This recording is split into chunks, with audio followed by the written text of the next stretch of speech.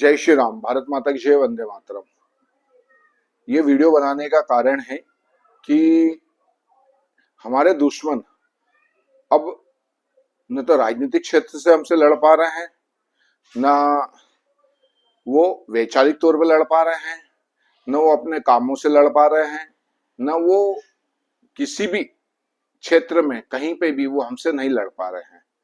वो घर के दुश्मन हो, वो बाहर के दुश्मन हो, वो हमारे साथ में रह के राजनीति करने वाले दुश्मन हो, व्यवसायिक दुश्मन हो, ये जिसी कितने ही तरीके के दुश्मन हैं जो अब अब वो हमसे नहीं लड़ पा रहे हैं, मोदी जी से नहीं लड़ पा रहे, इस देश की सेना से नहीं लड़ पा रहे हैं, इस देश के सनातनियों से नहीं लड़ पा रहे, इस देश के भामाओं से नहीं लड़ पा रहे हैं, इस देश के जनप्रतिनिधियों से नहीं लड़ पा रहे वो लोग। तो अब उन्होंने माइंड गेम खेलना चालू कर दिया है। माइंड गेम एक इकोसिस्टम के द्वारा खेला जाता है, जो जिस तरीके का हमारे देश के अभी राजनेता पिछले 8-10 साल से जनता को भड़काने का काम कर रहे हैं।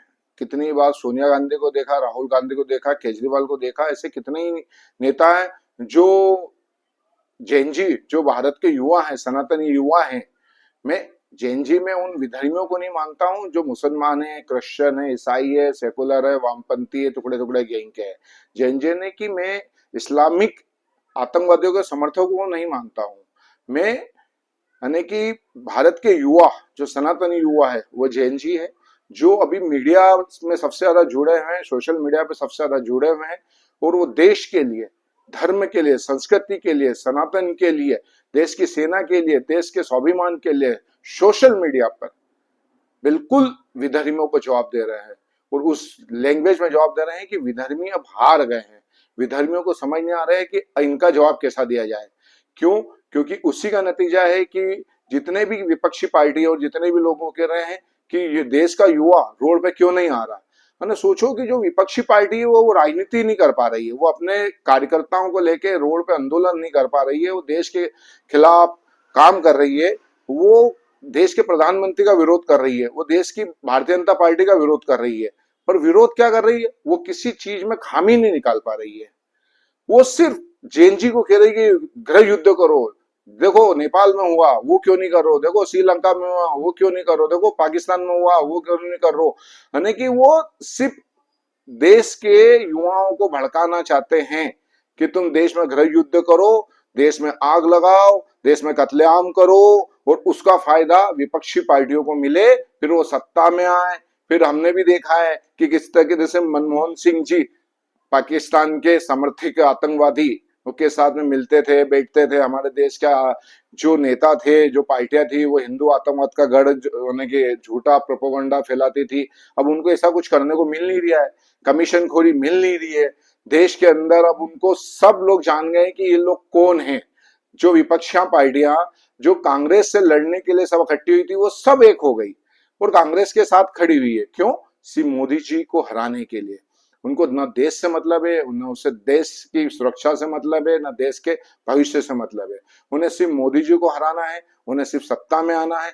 इसके कारण वो कोई भी हुआ, वो कोई भी प्रोपोगंडा झूठा सच्चा कोई भी अगर आता है, कोई भी आंदोलन खड़ा होता है, कांग्रेस खड़ी नहीं करती, विपक्षी पार्टियां खड़ी नहीं करती। कोई भी टूल किट होता है, जैसे जहाज सरोज के जो स्लीपर सेल है, चीन के स्लीपर सेल है, अमेरिका के स्लीपर सेल है, पाकिस्तान के स्लीपर सेल है, और दुश्मन देशों के जो स्लीपर सेल है, वो कोई भी प्रोपोगंडा एनजीओ के द्वारा या कोई भी आंदोलन के द्वारा या किसी भी सोशल मीडिया के द्वारा या कोई भी किसी भी तरीके से वो खड़ा करते हैं, तो ये लोग लपक के वहां पहुंच जाते हैं और कहते हैं कि नहीं हम भी साथ में हैं। है ना? ये कोई आंदोलन खड़ा नहीं कर पा रहा है, ये कोई भी सरकार के खिलाफ कोई विषय नहीं रख पा रहे हैं।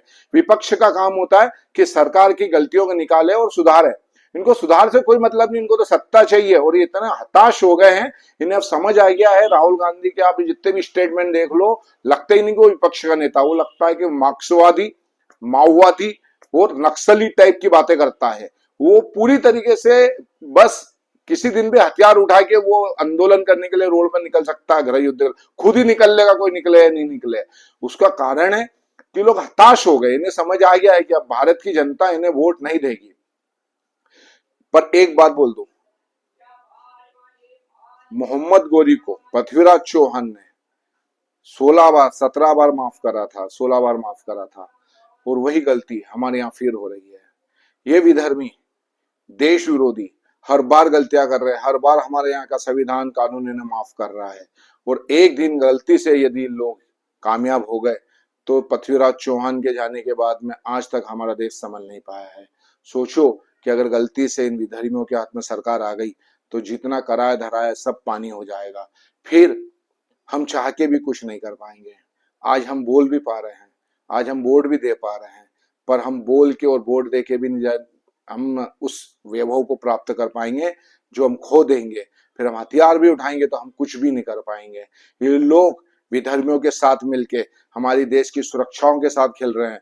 हमारे देश के बॉर्डर है जितने, वहां पे अस्थिरता पैदा कर रहे हैं। हमारे देश के दुश्मनों के साथ मिलकर वो प्रोपोगंडा रच रहे हैं जो इनके बाप दादा रचते आए हैं। सत्ता के लिए यही कांग्रेस ने खालिस्तान पैदा करा, सत्ता के लिए यही कांग्रेस ने लिट्टे पैदा करा। जो राहुल गांधी अपने बाप के कातिलों के साथ में बैठकर उनको भाई बोलता है, उनको गले लगाता है, उनके साथ सत्ता का जो आनंद ले रहा है, वो क्या देश के लिए काम करेगा? है? ये विजय लिट्टे का वो है, क्या नाम से उसका अनुयायी है, और ये उसी के साथ बैठा है। बाप के हत्यारों के साथ बैठे हैं, दादी के हत्यारों के साथ बैठे हैं ये लोग। वो आपके और हमारे क्या होंगे और इस देश के क्या होंगे? इसके लिए सबसे पहले ये जो लोग इनके आप पार्टी का केजरीवाल है, ये कितनी कोशिशें कर चुका। अभी 8-10 दिन पहले भी कह रहा था कि भारत का जेएनजी तो नपुंसक हो गया है, वो क्यों नहीं हथियार उठाता, क्यों नहीं रोड पे आता है, क्यों नहीं आता कि मालूम है भाई तू चोर है, तू भ्रष्ट है, तो तेरे साथ क्यों आएंगे लोगों ने। इसी तरीके से देश के जितने भी दुश्मन हैं वो सब इस देश को अस्थिर करने के लिए तुले हैं, पर देश का सनातनी हिंदू युवा समझ रहा है, इसके लिए इनके साथ खड़ा भी नहीं होता है। अभी आपने देखा होगा सोशल मीडिया में इनका सपोर्ट कौन कर रहा है? यही कांग्रेसी कर रहे हैं, आप पार्टी वाले कर रहे हैं, वामपंथी कर रहे हैं, टुकड़े टुकड़े गैंग कर रहे हैं, जो जातिवाद के नाम से हिंदू को हिंदू लड़ाना चाहते हैं वही कर रहे हैं। वो ने इनका ये मतलब है कि कोई भी हुआ वो हिंदुओं के खिलाफ चलेगा तो इनका जीजा बन जाएगा, वो हिंदुओं के खिलाफ चलेगा, देश के खिलाफ चलेगा तो इनका बाप बन जाएगा। पर ये कभी भी देश के लिए, हिंदू समाज के लिए, धर्म के लिए, संस्कृति के लिए, देश की सुरक्षा के लिए कभी नहीं खड़े होते। ये लोग सिर्फ उस दुश्मन का भी साथ देने को तैयार है जो इस देश को खंडित करना चाहता है। कांग्रेसियों के बाप दादाओं ने देश को खंडित करा, वापिस ये वही करना चाहते हैं। सत्ता के लिए ये कुछ भी कर सकते हैं। इसके लिए ये कौन सा कॉकरोच लाए, इनको यही नहीं मालूम है कि हमारे यहाँ रोज मारते हैं ऐसे कॉकरोचों को, हमें यहाँ पनपने ही नहीं देते। हमारे यहाँ कॉकरोच होना नहीं कि अशुभ कहलाता है, वो कॉकरोच को मारना ही हमारे यहाँ सबसे पहला कॉकरोच मारते हैं। और एक दवा आती है कि इनको खाने को भी देते हैं और ये खा के जाते हैं, फिर दूसरे उसको खाते हैं और फिर मरते हैं, एक साथ मरते हैं। एक आध को मारने की हमारे पद्धति नहीं है कि मच्छर रहता तो एक एक मारते हैं, हम तो एक साथ ही मारते हैं। इन कॉकरोचों के साथ भी यही होगा कि देश का सनातन इनको सोशल मीडिया पे वो जवाब देगा कि इनकी दुकान बंद होगी। इनने कितनी बार कोशिशें करी है, अरे विदेशों से लोगों को लाए, विदेशों में जो लोग बैठे हैं देश के खिलाफ बोलते हैं उनको आइकॉन बनाते हैं, उनकी पोस्टर डालते हैं लोग।